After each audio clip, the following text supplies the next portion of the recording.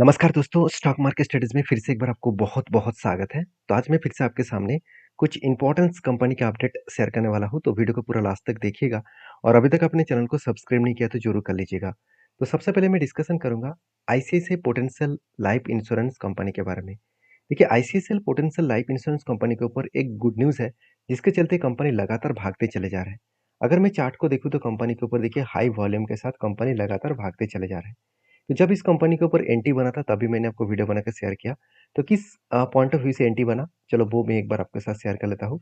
अब ध्यान से देखना, कंपनी के जो एक रेंज क्रिएट हुआ था, मतलब यहाँ पे एक बाइंग कैंडल बना था, वो कुछ इस तरीके से पैटर्न्स के बेसिस में। पहले क्या बना, पहले एक बड़ा सा हेड बने, उसके बाद 2 बार छोटा सा क्या बना, हैंडल बना और फाइनली क्या हुआ, इस लेवल को ब्रेकआउट किया। किस तरीके से ब्रेकआउट किए, अगर देखा जाए तो कंपनी यहाँ पे ब्रेकआउट हुआ, ब्रेकआउट कंफर्मेशन भी हुआ और जब भी ये पे रिटेस्ट किया तब यहाँ पे एंटी बन गया और एंटी बनने के बाद देखिए कंपनी नीचे भी आए, 200 डेज मूविंग एवरेज को सपोर्ट के हिसाब से लिया, उसके बाद बिग बाउंस किया। तो जो बाउंस हो रहा है तो कहाँ तक जा सकते हैं, अगर मैं एंटी लेवल से अगर टॉप लेवल तक देखूँ तो ऑलमोस्ट 37% के आसपास रिटर्न मिलने का चांसेस है। तो क्या 30% का जो रिटर्न का चांसेस है, क्या वो इजीली आसानी से वो रिटर्न दे देंगे? ऐसे बिल्कुल नहीं। इसके लिए कंपनी के कुछ पॉइंट्स को आपको समझना पड़ेगा। क्योंकि देखिए कंपनी इस तरीके से लगातार जो भागते चले जा रहे हैं उसके पीछे कुछ गुड रीज़न है।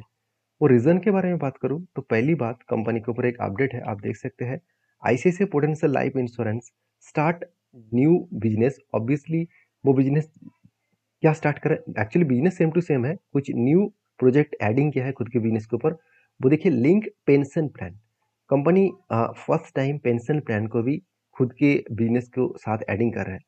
तो एक गुड पॉइंट्स है, क्योंकि देखिए पेंशन प्लान बहुत बड़े एक प्लान अभी इंडिया में देखने को मिला है, क्योंकि हर कोई चाहते हैं जब उसका एज 60 के ऊपर चले जाए तो उस टाइम वो घर बैठे ही पैसा अर्निंग कर सकते हैं। खुद के जेब में एक मनी होना चाहिए, तो इस तरीके से कारण की वजह से पेंशन प्लान बहुत इंपॉर्टेंस है। तो इसी प्लान के ऊपर आईसीआईसीआई पोटेंशियल एक न्यू बिजनेस स्टार्टिंग किया है। तो मुझे लगता है इस तरीके से बिजनेस के पॉइंट ऑफ व्यू से देखा है तो कंपनी में ग्रोथ आने का चांसेस बहुत ज़्यादा होगा, क्योंकि इस तरीके से पॉइंट ऑफ व्यू से ज़्यादा से ज़्यादा बिजनेस आएगा, उस बिजनेस के अकॉर्डिंग कंपनी का प्रॉफिट ग्रोथ होगा, सेल्स ग्रोथ होगा। जैसे आप खुद ही देख सकते हैं, कंपनी के रेवेन्यूज में थोड़ा सा बीच में थोड़ा सा स्लो डाउन हो गया था, फिर से उसको रिकवरी भी कर दिया। अगर प्रॉफिट के बारे में बात करूँ तो देखिए प्रॉफिट भी सेम टू सेम लेवल का हालत में है और कंपनी के जो इन्वेस्टर है, अगर वो देखा जाए तो कंपनी के ऊपर देखिए ट्रस्ट बिल्ड किस तरीके से करते हैं। म्यूचुअल फंड ने 4.5% होल्डिंग को 6.5% कर दिया और एफ के 16% होल्डिंग 13% हो गया, मतलब 3% का होल्डिंग बेचा म्यूचुअल फंड ने, सॉरी एफ ने बेचा और उसका डायरेक्टली फायदा किसने उठाया, म्यूचुअल फंड ने उठाया। तो सिचुएशन वाइज देखा जाए तो कंपनी के ऊपर हर कोई इंस्टीट्यूशन और हर कोई इन्वेस्टर इस कंपनी के ऊपर कंटिन्यू करना चाहते हैं। तो बाकी आपके क्या व्यू है ज़रूर मुझे कमेंट्स करना, क्योंकि मैं इस कंपनी के ऊपर जब एंटी बना था तभी मैंने आपको वीडियो बना के शेयर किया। उसके बीच में जब करेक्शन हुआ इस जगह पे मैंने एक वीडियो बनाया और फाइनली आज एक बार वीडियो बना रहा हूँ और जब टारगेट अचीव होगा तभी मैं आपको वीडियो बना के शेयर करूँगा। क्योंकि मेरा मकसद यही है कि जो लेवल पे मैंने खुद काम किया, जो लेवल्स में मैं काम कर रहा हूँ, वो आपको मैं इसीलिए दिखा रहा हूँ क्योंकि मेरा कोई रिकमेंडेशन देने का मकसद नहीं है। मेरा मकसद यही है कि आपको समझा पाऊँ कि किस स्ट्रैटेजीज़ को फ़ॉलो करके बड़े-बड़े इन्वेस्टर भी काम करते हैं और मैं खुद काम करता हूँ। आपको उसमें ब्लाइंडली निवेश नहीं करना है। आपको उस स्ट्रैटेजीज़ को एटलीस्ट बैक टेस्टिंग करके देखना है, क्या सही में स्ट्रैटेजीज़ में दम है कि नहीं? क्योंकि इस तरीके से स्ट्रैटेजीज़ पहले अगर बना हो, तो उसमें कितना पोटेंशियल था, वो भी आपको देखना पड़ेगा, क्योंकि तभी आपको प्रॉफ़िट मिलेगा। जैसे देखिए, यहाँ पे भी एक स्ट्रैटेजीज़ मिला था, जैसे कुछ इस तरीके से स्ट्रैटेजी मिला, यहाँ पे भी देखिए कप विद 100 रिटर्न्स मिला और फाइनली देखिए टारगेट को अचीव किया। तो इस तरीके से स्ट्रैटेजीज़ को अब ढूँढना होगा, स्टडी करना होगा। तो नेक्स्ट जो कंपनी है उसके बारे में चर्चा करने से पहले रिक्वेस्ट करूँगा, आप प्लीज़ चैनल को सब्सक्राइब और वीडियो को लाइक ज़रूर कर दीजिएगा। तो देखिए ग्रीन पैनल इंडस्ट्रीज़, इसके ऊपर मुझे बहुत दिनों से कमेंट्स आ रहा है कि सर ग्रीन पैनल इंडस्ट्रीज़ में लगातार एक प्रेशराइज़ क्यों था? कंटीन्यूअसली मतलब इतना गिरता हुआ क्यों देखने को मिला था? क्योंकि देखिए उसके पीछे 2 रीज़न है। पहली बात, माफ़ी चाहता हूँ, कंपनी के रिज़ल्ट आने से पहले ही कंपनी के शेयर में एक फॉल देखने को मिला। क्यों? क्योंकि रिज़ल्ट उतना ख़ास नहीं हुआ।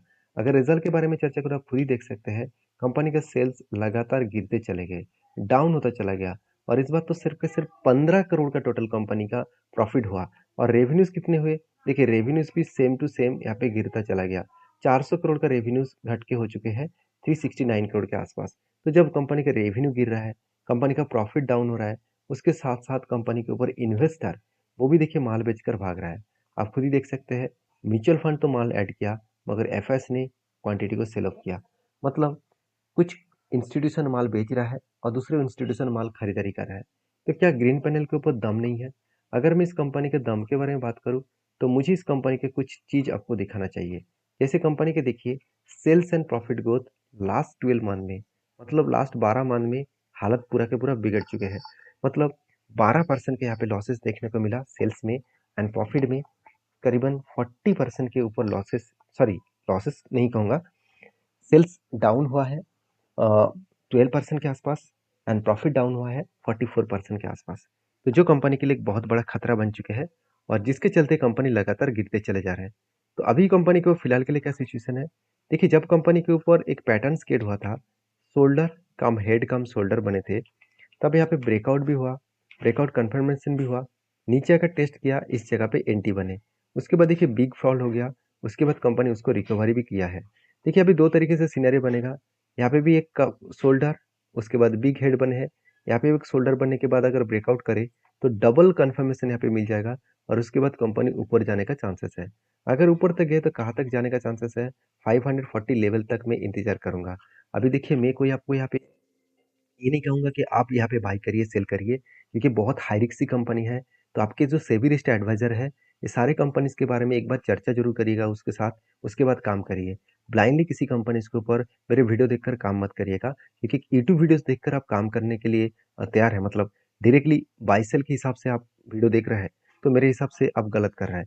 आपको थोड़ा-सा आपके भी नॉलेज, आपके भी एक्सपीरियंस ज़रूर यहाँ पे अप्लाई करना होगा। तो नेक्स्ट जो कंपनी उसका नाम है राजेश एक्सपोर्ट। तो बेसिकली राजेश एक्सपोर्ट के ऊपर दो पॉइंट्स आपके सामने सबसे पहले शेयर करूंगा। वो दो पॉइंट्स यही है कि कंपनी के रेवेन्यूज, देखिए कंपनी के रेवेन्यूज में किस तरीके से हालत है। जून क्वार्टर में पिछले सालों में 85,000 करोड़ का सेल्स था और सितंबर में कितना हो गया, सिर्फ 38,000 करोड़। और दिसंबर में क्या हो गया, 65,000 करोड़। और मार्च में क्या हो गया, 91,000 करोड़। और फिर से गिरकर हो चुके 60,000 करोड़। मतलब सेल्स में कोई ऐसे कुछ खास परफॉर्मेंस अभी देखने को नहीं मिला।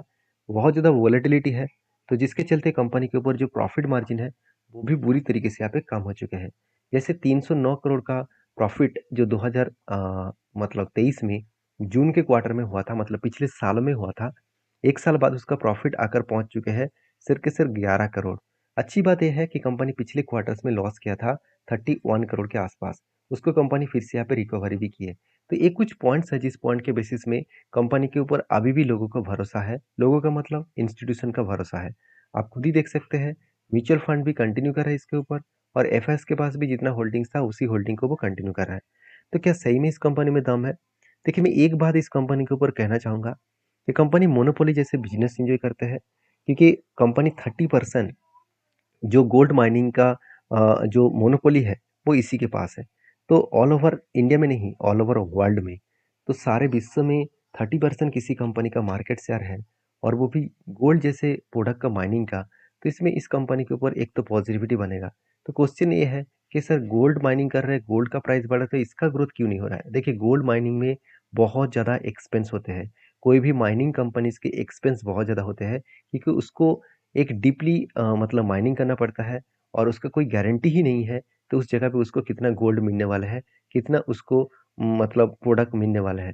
तो उसके अकॉर्डिंग कंपनी के एक्सपेंस बहुत ज़्यादा हो जाते हैं इनकम के तुलना से।